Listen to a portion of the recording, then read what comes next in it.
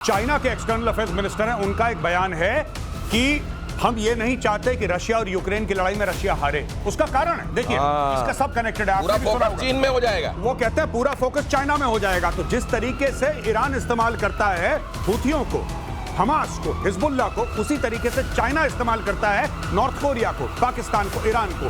यानी कि जिस तरीके से हमास ईरान की प्रॉक्सी है, उसी प्रकार से ईरान जो है वो चाइना की प्रॉक्सी है। आपको एक बात ये समझनी पड़ेगी, चाइना की प्रॉक्सी है सर। अगली खबर देखिए जरा।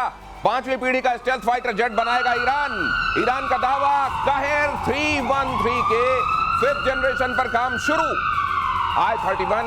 J-31 माफ कीजिए और F-35 से ये खतरनाक होगा। ये कहर कहा जा रहा है कि J-35 F-35 से खतरनाक होगा और ये आसमान में वो कहर बर पाएगा कि दुश्मन त्राहिमाम कर। अचानक इनको समझ में आ गया है कि हमारे लिए फाइटर जेट बड़े महत्वपूर्ण हैं। मिसाइल करते करते फाइटर करने लगे। दिनेश, इसमें तो थोड़ा हास्यास्पद है। ये कहर 313 अब 3 टाइम्स अनलकी है, ये समझ लीजिए जो नंबर इसका है। और ये 2013 में शुरू हुआ था, तो 4 टाइम्स अनलकी है। ये तब से बंद पड़ा था। अब इन्हें सडनली जाग उठी है कि हम स्टेल्थ फाइटर, आप जिसको देखिए वही स्टेल्थ फाइटर बनाने निकल पड़ा है। जैसे कि टेक्नोलॉजी स्टेल्थ फाइटर की सड़कों पे मिल रही है। लेकिन आप कई बार ऐसी बातें बताते हैं जो मेरे जैसे लेमैन को भी बड़ी महत्वपूर्ण जानकारी। आपने एक बात मेरे को बताई थी कि बना लो स्टेल्थ, VHF वाला रेडार तो पकड़ लेगा। वो रेडार जो जनरली आप चलाते हैं उसमें नहीं होता वो बैंड, लेकिन वो वाला VHF वाला लाएंगे तो पकड़ लेगा। फिर इनके स्टेल्थ क्या करेंगे? स्टेल्थ ये एक है ना, माहौल बनाए रखिए। माहौल स्टेल्थ। हाँ। हम इतने हैं, कहर बनाएंगे।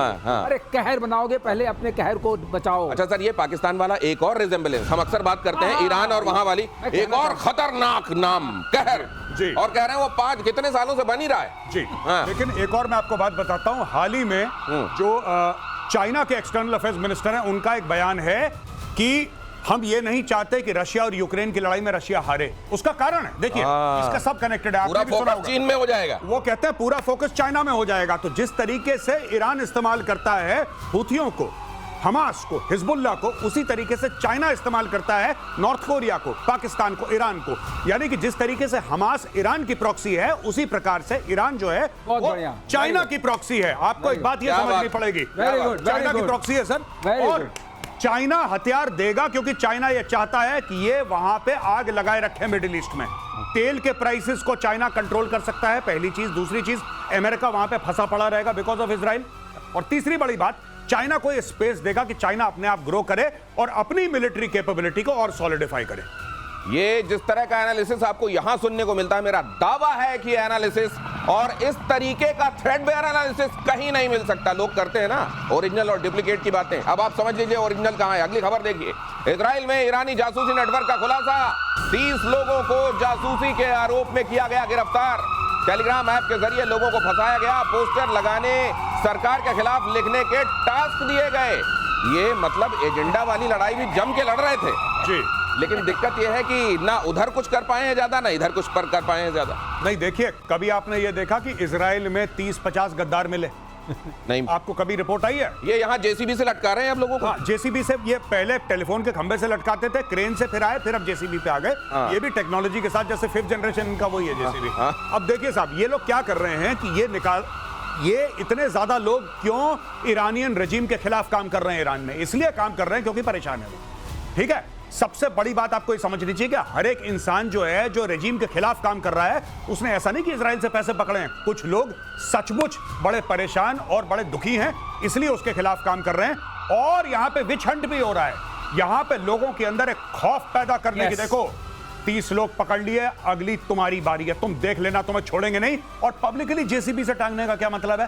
पब्लिकली JCB से टांग रहे हैं, यानी कि आप पूरे माशरे में, पूरे मुल्क में आप एक मैसेज दे रहे हैं कि जिसने रजीम के खिलाफ बात करी, ईरान के खिलाफ नहीं, जिसने रजीम के खिलाफ बात करी, वो JCB पे पाए जाए। दिनेश, आप कहते हैं, मैं एक चीज और पढ़ रहा हूं। अगर आप JCB से लटका रहे हैं लोगों को और खौफ फैला रहे हैं, इसका मतलब आपको ये भी खौफ है कि रजीम में चेंज होने वाला है। ये डेस्परेट अटेम्प्ट है। ये डेस्परेट अटेम्प्ट है। अंदर की बात कुछ और हो सकती है, बाहर निकल के बोलना, मॉर्निंग करना, वो सब ठीक है, लेकिन अंदर क्या हो रहा है? सर, लेकिन ये जो पूरा इलाका है, जिसको खित्ता कह लीजिए आप, जो उनकी लैंग्वेज में, यहाँ तो तरीका ही यही है पत्थर मारना, यूं लटका देना, यही तो ये ह्यूमन राइट्स वाले बेसिकली लोग, इन्होंने खौफ ज़दा ही कौम पैदा की है, उसी के सहारे चल रहा है सब कुछ। तो ये खौफ का ही कारोबार है। ये पूरे इलाके में, मिडिल ईस्ट में अमेरिका के खिलाफ साजिश। अगली खबर, मिडिल ईस्ट में अमेरिका का दबदबा खत्म होगा।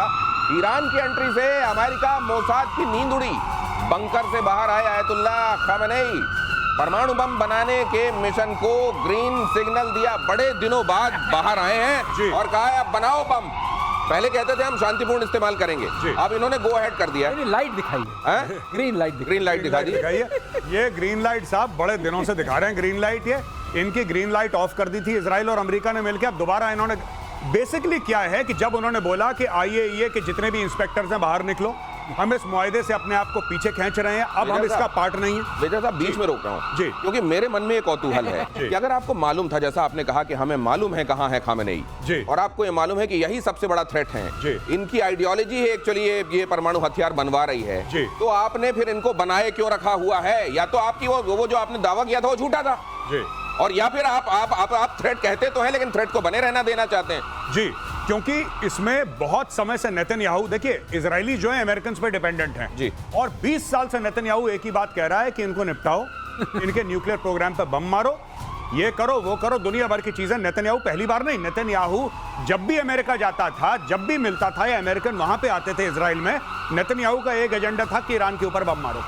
और नेतन्याहू कब से बोल रहा है, अब जाके वो चीज थोड़ी बहुत पूरी हुई है। आप ये कह रहे हैं कि नेतन्याहू तो मारना चाहते थे, ईरान ने, अमेरिका ने हाथ पकड़ लिया? मैं वही कहना चाह रहा हूं। दिनेश एक बात कहूं, जैसे आपकी सरलीकरण वाली भाषा में, ये पिक्चर अभी बाकी है। ये पिक्चर जो इंटरमिशन हुआ है कि क्या है? ये आपने विलेन को मार दिया तो पिक्चर कैसे चलेगी? ये भी बात है। ऊपर से सामान भी बेचना है, सामान बेचना है, मेन है ट्रेड डील। जी जी जी जी, वहाँ खतरा बढ़ेगा।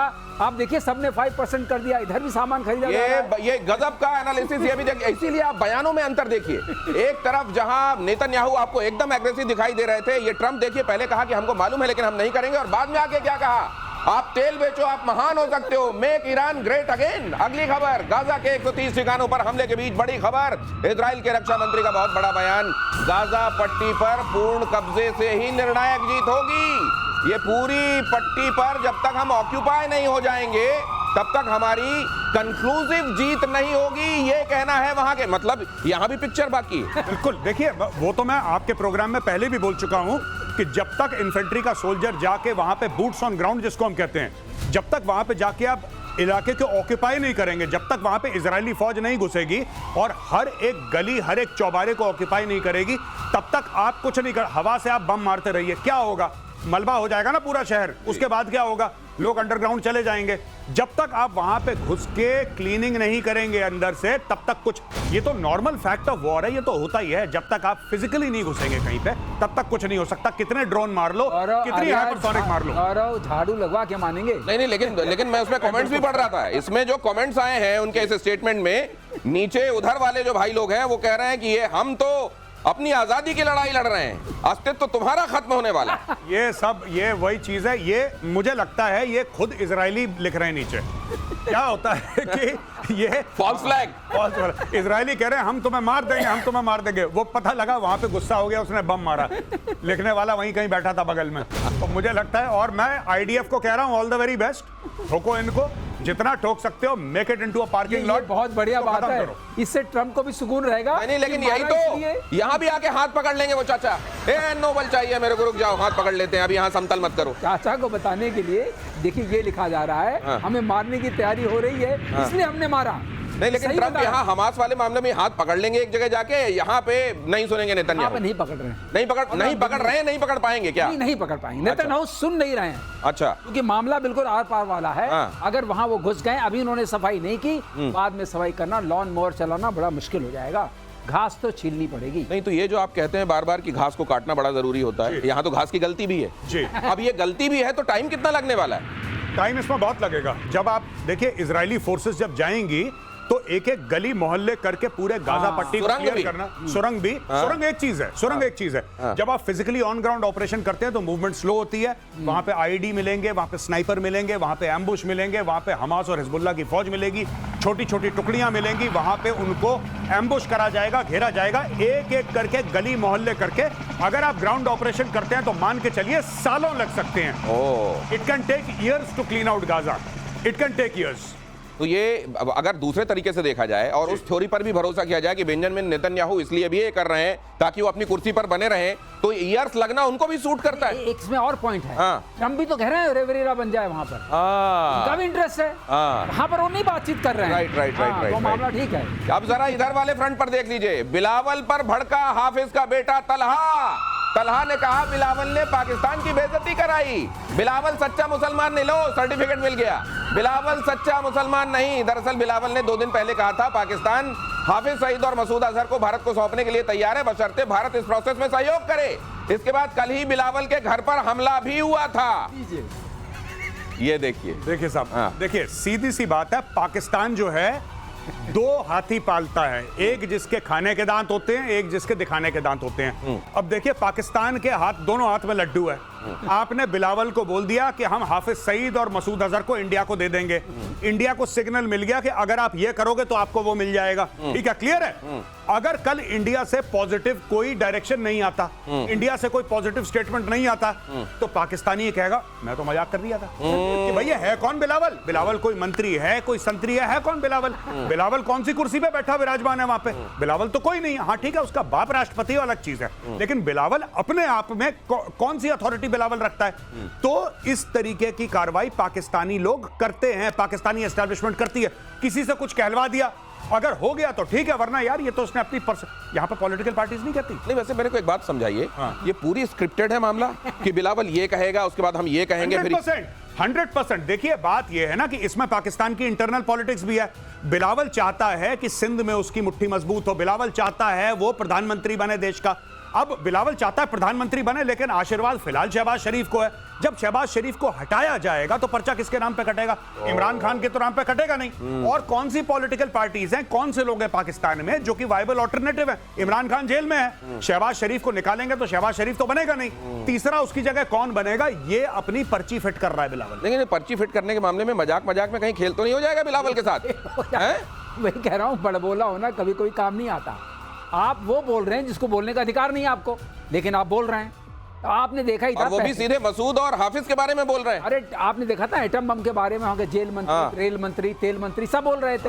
वहाँ ये फैशन है, भाई हमसे लेना देना नहीं, लेकिन हम मार देंगे, चौकों पे नहीं रखा। नहीं, लेकिन ये अगर ये स्क्रिप्टेड पूरा है हिसाब किताब, तो बिलावल ने कोई गलती नहीं की है। बिलावल ने अपना खेल खेला है और उसको भी मालूम होगा मेरे साथ ये होने वाला है। कभी कभी मिसस्टेप हो जाता है ना, आपको स्क्रिप्ट दी गई, आपने डायलॉग इम्प्रोवाइज कर दिए। ये मिस स्क्रिप्टिंग है। अच्छा।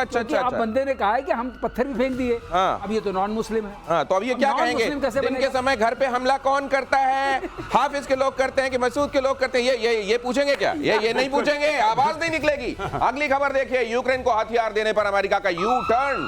ड्रोन बनाने वाली कंपनी से यूक्रेन की डील। अमेरिका से यूक्रेन में होगी ड्रोन की सप्लाई। ट्रंप ने पहले हथियारों की सप्लाई रोक दी थी। गजब खेल है भाई साहब, गजब खेल है। ये लगता है कि ये मतलब इतने महत्वपूर्ण मामलों में ऐसा लग रहा है जैसे कोई अच्छा हाँ ठीक है चलो चल लेते हैं, आज मूवी देख लेते हैं, नहीं कैंसिल करो, कल का शो देखेंगे। ये तो मैंने इससे ज्यादा ट्रंप ऐसे करता है। दिनेश भाई हाथ बढ़ाइए, हाथ मिलाने के लिए। कैसे हाथ बढ़ाई? हाँ, ये चल रहा है ट्रंप का। और जब आप फाइनली ऐसे कर लेंगे तो ऐसा करके ये गजब है। ये पिछले 15 दिन में ट्रंप ने 15 दिन में 3 बार इसको हथियार दिए और वो हथियार वापस लिए हैं। ये पिछले 15 दिन में ट्रंप कर चुका। अच्छा ये दे देंगे, अरे छोड़ो अच्छा कल बात करते हैं, अच्छा ले ही लो, हाँ सर मैं आ रहा हूं लेने, अरे हटो पीछे हटो। ये करता रहता है ट्रंप भी वहां पे खेल रहा है, ट्रंप खेल रहा है इसके साथ, जेलेंस्की के साथ। नहीं ये बहुत बड़ा खेल है। ट्रंप ने बात की, इनके हाथ में तो वो भी कोई फूल नहीं दिखाई देता जिसकी पंखुड़ी लव यू नॉट वाला, ये वो भी नहीं दिखाई देता। ऐसा है। इसने पुतिन से बात की, इसने कहा पुतिन डजंट नो एनीथिंग। अब पुतिन से नाराज चल रहा है, उसने कहा लो तुम वो ड्रोन लो। अब पुतिन से फिर बात कर ली, खुश हो गया, बोला ड्रोन वापस। अभी ड्रोन बेचारा निकला से आना जाना लगा हुआ है। यही चलता है। मुझे ये लगता है कि अपने बच्चों की अब सबकी शादियां वादियां पता नहीं है, पढ़ना पड़ेगा कि इन्होंने निपटा लिया कि नहीं, वरना जहां ये संबंध करके आते अगले दिन कहते हैं हाँ नहीं यार हमने मन बदल दिया, फिर नहीं नहीं हम ये जारी है कार्ड छपो आप, कार्ड ये वहां कार्ड बैंड 12 हो जाता, ये पहुंचते नहीं वहां बारात लेके। ये क्या करते हैं कि वेडिंग कार्ड में लिखते हैं अमित की जगह सुमित लिखो, कहानी खत्म, आगे बढ़ाओ बारात। छोटे वाले से कराओ, छोटे वाले से कराओ। नहीं साहब चेहरा तो उसका दिखाया था, नहीं नहीं कोई बात नहीं, अच्छा चलो ठीक है सबसे बड़े वाले से करा देते हैं। ये हाल है इनका। ब्रिक्स देशों को ट्रंप ने दी धमकी, ट्रंप ने क्या कहा जरा देखिए, अमेरिका विरोधी देशों पर एक्स्ट्रा टैरिफ लगाएंगे। लीजिए, ब्रिक्स समिट में ईरान पर अमेरिका और इजरायली हमले की निंदा की गई, जिसके बाद डोनाल्ड ट्रंप भड़क गए।